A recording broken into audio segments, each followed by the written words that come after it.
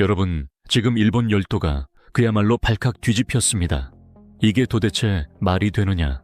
일본 물류의 자존심은 어디로 갔느냐는 격앙된 목소리가 터져 나오고 있는데 정작 현장의 일본 기업들은 냉정하게 보따리를 싸고 있습니다. 그들이 향하는 곳은 자신들의 수도권 관문인 도쿄항도, 요코하마항도 아닙니다. 바로 대한민국의 부산항입니다. 정말 어처구니가 없는 상황이죠. 일본의 주요 항만들을 뻔히 놔두고 왜 굳이 바다 건너 남의 나라 항구로 물건을 보내는 걸까요? 단순히 조금 가까워서일까요? 아닙니다. 이건 일본 물류의 구조적 한계가 드러나고 있다는 신호이자 대한민국 부산항이 동북아시아의 거대한 물류 블랙홀로 진화하고 있다는 증거입니다. 오늘 이야기는 단순히 우리 부산항이 잘 나간다는 자화자찬이 아닙니다. 일본 정부가 사활을 걸고 견제구를 던져도 일본 기업들이 차라리 부산으로 가겠다며 실리를 택하는 그 치열하고도 짜릿한 경제전쟁의 이면을 낱낱이 파헤쳐 보겠습니다. 자, 이제부터가 진짜 본게임입니다. 여러분, 일본 지도를 한번 머릿속에 그려보세요. 화려한 도쿄가 있는 오른쪽 아래가 아니라 우리 동해를 마주보고 있는 일본의 해안가 도시들 말입니다. 혼슈 북서쪽의 니가타부터 혼슈 최서단 끝자락에 위치한 시모노세키까지 이 도시들이 지금 들끓고 있습니다. 이곳에서 미국이나 유럽으로 컨테이너 하나를 보낸다고 가정해봅시다. 보통의 상식이라면 당연히 자기네 나라인 도쿄항이나 요코하마항으로 화물을 보내야겠죠. 그런데 여기서 반전이 일어납니다. 일본 기업들이 계산기를 두드려보니 트럭에 짐을 싣고 험준한 산맥을 넘어 도쿄로 가는 것보다 배에 실어서 우리 부산항으로 보내는 게 물류 비용 측면에서 훨씬 유리하다는 결론에 도달한 겁니다. 일본 내륙 운송의 높은 비용을 생각하면 부산항을 경유하는 것이 기업 입장에서는 거부할 수 없는 유혹이 됩니다. 애국심 때문에 비용을 더 내고 도쿄항을 쓰시겠습니까? 아니면 실리를 챙겨 부산항을 쓰시겠습니까? 답은 정해져 있죠. 실제로 니가타항이나 시모노세키항에 가보면 컨테이너 선적 작업이 이어지는데 이 화물들의 상당수가 부산항을 향합니다. 부산항에서 더 큰 배에 옮겨 탄 뒤 전 세계로 뻗어나가는 것이죠. 그런데 여기서 궁금한 점이 생깁니다. 일본 정부는 이걸 그냥 보고만 있을까요? 그래, 부산항이 효율적이니 그리로 가라 하고 응원해 줄까요? 어림도 없는 소리죠. 일본 중앙정부는 위기감을 느끼고 있습니다. 그래서 일본 정부는 지방 항구에서 부산으로 가지 말고 자국 항만을 이용하라며 보조금을 지급하거나 인프라 개선을 약속하며 화주들을 달랩니다. 심지어 일본 내 일부 매체나 여론에서는 부산항 이용 시 발생할 수 있는 잠재적 리스크를 부각하며 자국 항만 이용을 독려하기도 합니다. 하지만 결과는 어땠을까요? 일본 화주들은 냉정합니다. 왜냐고요? 부산항의 압도적인 네트워크 때문입니다. 부산항은 현재 전 세계 수많은 국가와 항만을 연결하는 촘촘한 그물망을 가지고 있습니다. 도쿄항과는 비교하기 힘든 글로벌 환적 허브로서의 지위를 굳건히 하고 있죠. 오죽하면 일본 지자체 공무원들이 우리 부산항 관계자들과 협력 행사를 공개적으로 열고 우리 지역 화물을 부산항에서 잘 처리해달라며 적극적으로 손을 내밀겠습니까? 자국 정부의 기조와는 별개로 지역 경제를 살리기 위해 부산항이라는 거인의 어깨를 빌리는 격세지감을 보여주고 있는 것입니다. 자, 이제 더 깊숙한 곳으로 들어가 봅시다. 단순히 비용 때문만은 아닙니다. 일본의 핵심 산업과 식탁 물가가 사실상 부산항의 물류 흐름과 긴밀하게 연결되어 있다면 믿으시겠습니까? 혼슈 최서단 시모노세키항은 부산항과 연결되는 카페리가 매일 운행될 정도로 의존도가 높습니다. 특히 신선도가 생명인 먹거리들이 부산항을 거쳐 시모노세키로 들어갑니다. 한국산 수산물과 채소들이 부산항을 출발해 일본인의 식탁에 오르는 것이죠. 통계적으로도 한국산 광어나 파프리카의 일본 수출 비중은 압도적인데 그 물량의 상당 부분이 이 경로를 통과합니다. 만약 이 물류망에 차질이 생긴다면 일본 내 일부 식자재 수급에 상당한 영향이 불가피합니다. 더 놀라운 건 첨단 산업 분야입니다. 반도체 장비나 정밀 부품 중에는 진동에 예민한 것들이 있습니다. 특정 노선이나 조건에 따라서는 배에 실어 흔들림을 제어하며 운송하는 방식이 선택되기도 합니다. 일본이 자랑하는 첨단 산업의 일부 공급망이 부산항이라는 물류 거점에 연결되어 있다는 뜻입니다. 일본이 겉으로는 우리와 각을 세워도 물류의 실핏줄에서는 부산항의 존재감을 무시할 수 없는 결정적인 이유가 여기 있습니다. 상황이 이렇다 보니 일본 자본이 아예 부산에 말뚝을 박기 시작했습니다. 차라리 부산에 창고를 짓고 거기서 직접 사업하자는 것이죠. 부산진해 경제 자유구역에는 일본 물류 기업들의 투자가 이어지고 있습니다. 대규모 냉동 창고를 신축하거나 물류센터를 확장하는 사례가 빈번합니다. 왜 이런 결정을 했을까요? 우리 정부와 지자체가 과감하게 규제를 풀었기 때문입니다. 창고 건물을 더 높게 지을 수 있도록 고도 제한을 완화하고 복잡한 행정 절차를 간소화하니 일본 기업들이 자본을 들고 달려오는 겁니다. 실제로 부산진해 경제 자유구역청의 발표에 따르면 외국인 투자 유치액이 목표치를 상회하며 급증하는 추세입니다. 일본 기업들이 일본 땅 대신 우리 부산 땅에 세금을 내고 우리 청년들을 고용하고 있는 것이죠.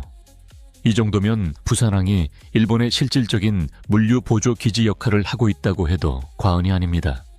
자, 이제 부산항이 왜 이렇게 강력한 경쟁력을 갖게 되었는지 그 뿌리부터 파헤쳐 볼까요? 1876년 개항 이래 부산항은 한반도의 관문이었습니다. 하지만 지금의 부산항은 차원이 다릅니다.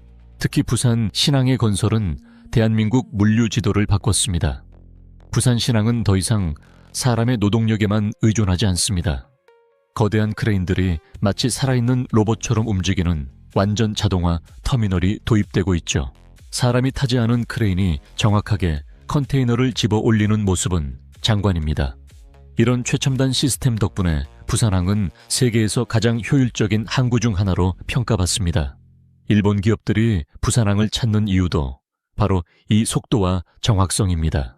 일본 항구들은 상대적으로 노후화되거나 절차가 까다로운 경우가 많지만 부산항은 초단위로 관리되는 시스템을 통해 화주들에게 시간은 곧 돈이라는 가치를 실현해 줍니다.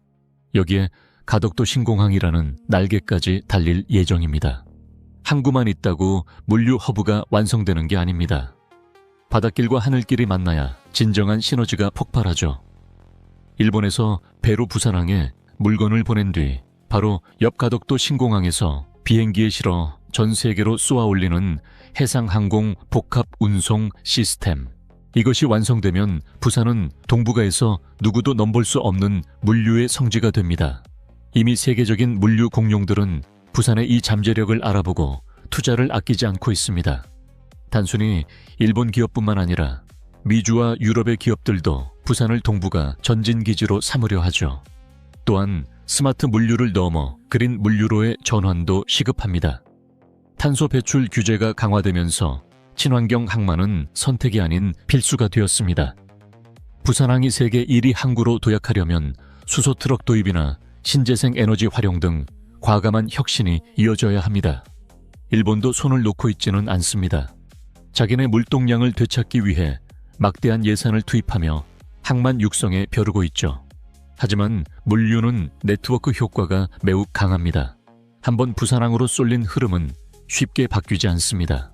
마치 우리가 이미 익숙해진 플랫폼을 계속 쓰는 것과 같은 원리죠. 하지만 여러분, 절대 안주해서는 안 됩니다. 일본이 지금은 부산항에 기대를 걸고 있지만 뒤에서는 무서운 전략을 준비하고 있습니다. 바로 북극 항로입니다. 전 세계 물류의 화두는 홍해 사태와 같은 불안정한 항로 리스크입니다. 그래서 대안으로 떠오른 것이 북극해를 통과하는 길입니다. 이 길이 열리면 유럽까지 가는 시간이 획기적으로 단축됩니다. 지리적으로 보면 이 북극 항로의 기종점이 될 최적의 위치가 바로 우리 부산항입니다. 그런데 일본과 중국이 가만히 있을까요? 일본은 벌써 최북단 홋카이도를 북극 항로의 전진기지로 개발하려 하고 중국은 북극 전담 하운사를 만들며 기회를 엿보고 있습니다. 러시아는 이미 다수의 극지용 선박을 확보했는데 우리나라는 아직 인프라와 특수 선박이 부족하다는 지적이 나옵니다. 분명한 건 이 항로의 주도권을 일본이나 중국에 뺏길 수도 있다는 위기감을 가져야 한다는 점입니다. 사실 일본이 부산항에 이토록 의존하게 된 배경에는 일본 고유의 복잡한 내륙 운송 구조가 한몫하고 있습니다. 일본은 지형 특성상 동해 쪽 지방에서 도쿄가 있는 태평양 쪽으로 화물을 옮기려면 험준한 산맥을 넘어야 합니다. 여기서 발생하는 기름값, 고속도로 요금, 인건비가 상당하죠. 일본 화주들이 부산항 경유를 선택하는 건 자본주의 사회에서 가장 합리적인 생존 전략인 셈입니다. 반면 부산항은 선진화된 하역 시스템과 효율적인 항만 이용료를 자랑합니다.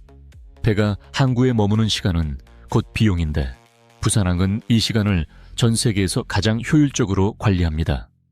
더불어 우리가 간과해서는 안 될 것이 환적 경쟁력의 디테일입니다. 단순히 짐을 옮겨 싣는 게 다가 아닙니다. 부산항 배후 단지에서는 가공, 조립, 라벨링 같은 고부가가치 작업들이 동시에 일어날 수 있습니다. 일본의 지자체 공무원들이 부산항에 와서 협력을 요청하는 건 자기 지역 경제를 실질적으로 지원하기 위해 부산항이라는 거대한 물류 허브의 도움을 받아야 한다는 현실적인 판단 때문입니다. 북극 항로 또한 지정학적 리스크의 매력적인 대안으로 거론됩니다. 만약 이 항로가 상용화된다면 부산항은 동북아의 관문을 넘어 글로벌 물류의 교차로가 됩니다. 우리는 거친 바다를 견딜 수 있는 특수 선박 건조 기술을 확보하고 북극 항로를 운항하는 선박들이 부산항에서 모든 수리와 정비를 마칠 수 있도록 수리 조선 시설을 확충해야 합니다. 짐만 싣고 내리는 항구가 아니라 배의 모든 것을 해결하는 토탈 솔루션 항구가 되어야 한다는 뜻입니다. 여러분, 동해 건너편에서 우리 부산항을 향해 들어오는 배들을 보며 어떤 생각이 드십니까? 그건 단순한 배가 아니라 우리가 지난 수십 년간 땀 흘려 일궈낸 경제성장의 결과물입니다. 일본 정부가 아무리 자국 항만을 독려해도 효율과 실리라는 강력한 무기를 가진 부산항의 경쟁력을 단숨에 넘어서기는 힘듭니다. 하지만 미래는 준비하는 자의 것입니다. 부산항의 진정한 힘은 끊임없는 혁신에 있습니다. 과거의 낡은 방식을 버리고 기업들이 마음껏 활동할 수 있는 공간을 열어주었기에 일본 자본이 부산에 관심을 가지는 것입니다. 부산항의 성공 뒤에 숨겨진 또 하나의 비밀은 결국 사람의 힘입니다. 자동화 시스템도 우리 기술진이 설계하고 전 세계 항만들과 협상하며 물동량을 끌어오는 것도 우리 인재들입니다. 물론 해결해야 할 과제도 명확합니다. 항만 자동화 과정에서 발생할 수 있는 일자리 문제와 지역 사회와의 상생 모델을 구축해야 합니다. 기술의 발전이 인간의 소외로 이어지지 않도록 항만 종사자들이 스마트 물류 전문가로 거듭날 수 있는 교육 체계를 강화해야 합니다. 일본 열도를 뒤흔든 부산항의 돌풍은 이제 거대한 시대의 파도가 되어 동북아의 물류 지도를 다시 쓰고 있습니다. 우리가 이 파도를 잘 탄다면 대한민국은 진정한 해양 강국으로서 세계사의 중심에 다시 설 수 있을 것입니다. 부산항의 개항사부터 지금까지 우리는 한 번도 멈추지 않았습니다. 산업화 시기 수출의 출발점이었던 이곳은 이제 전 세계 물건이 모여든 허브가 되었습니다. 일본의 견제는 오히려 우리의 경쟁력을 확인시켜주는 반증일 뿐입니다. 그들이 부산을 부러워하고 경계할 때 우리는 더 먼 바다를 바라보며 압도적인 격차를 만들어내야 합니다. 그것이 바로 우리가 물류 패권 경쟁에서 승리하는 유일한 길입니다. 과연 우리 부산항은 세계 1위의 물류 수도로 거듭날 수 있을까요? 저는 우리의 혁신이 계속된다면 충분히 가능하다고 믿습니다. 부산의 바다에서 시작된 이 변화가 여러분의 삶에도 긍정적인 에너지로 전달되기를 진심으로 기원합니다.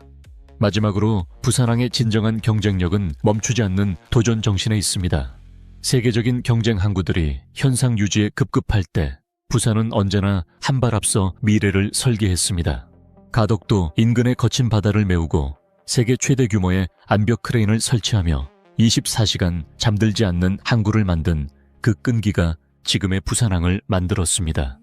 이제 우리는 그 에너지를 북극으로 그리고 우주와 연결된 데이터 물류로 확장해야 합니다. 오늘 준비한 부산항의 놀라운 반전 드라마 어떻게 보셨나요? 단순히 배가 오가는 이야기를 넘어 한 국가의 자존심과 거대한 경제 패권이 충돌하는 현장을 살펴보았습니다. 과연 10년 뒤 부산항은 북극 항로라는 새로운 시대의 주인공이 되어 전 세계 물류를 호령하고 있을지 여러분의 소중한 의견을 댓글로 남겨주세요. 저는 더욱 흥미진진한 지식 이야기로 다시 돌아오겠습니다. 함께 해주셔서 감사합니다.